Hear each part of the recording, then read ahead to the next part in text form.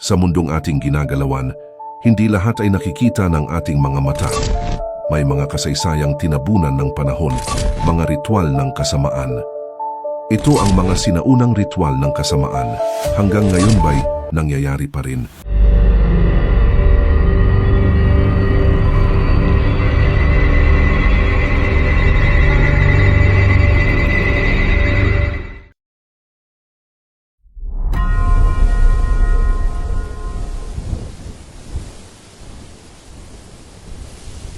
Binansagang The Holy Land ang Jerusalem dahil ito ay itinuturing na banal na syudad mula noon hanggang ngayon.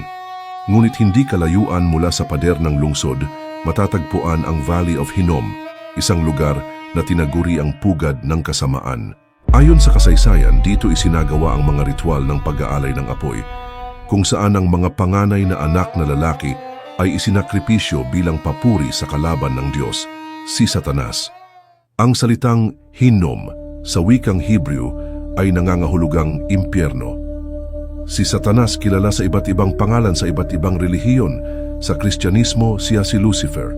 Sa Buddhism, si Mara. Sa Islam, si Iblis. Mula sa banal na kasulatan hanggang sa mga alamat, si Satanas ay palaging larawan ng tukso at kadiliman.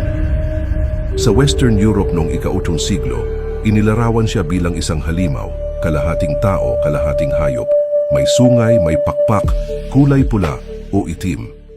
Noong Mayo 19, 2013, sa gitna ng libo-libong tao sa St. Peter's Square, isang kakaibang pangyayari ang nasaksihan. Habang nag-aabot ng kamay si Pope Francis sa mga mananampalataya, may isang lalaking kinamayan niya at hinawakan ang noo nito.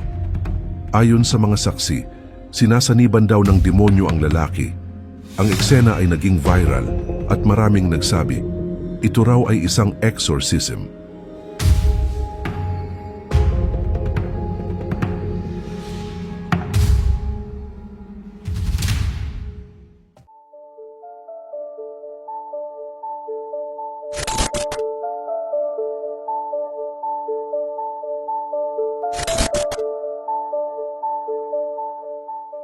Sa northeastern Wyoming, nakatayo ang isang batong misteryo, ang Devil's Tower, ang unang pambansang monumento ng Amerika noong 1906. Walang malinaw na paliwanag kung paano ito nabuo. Sabi ng ilan, ito raw ay gawa ng demonyo.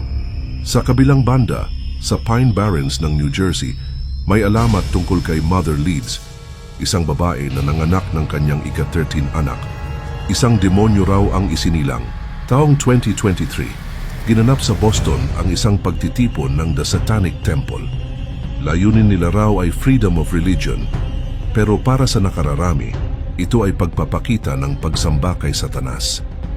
Ang ganitong klaseng ritual ay patunay na ang kasamaan ng sinaunang panahon ay patuloy pa rin sa kasalukuyan. Kaibigan, ang mga nabanggit na ito ay maaaring ebidensya ng kasamaan sa ating paligid. Hanggang ngayon, hindi pa rin natin maipaliwanag ang lahat, ang mga kababalaghan, ang mga ritual, ang mga nilalang sa dilim.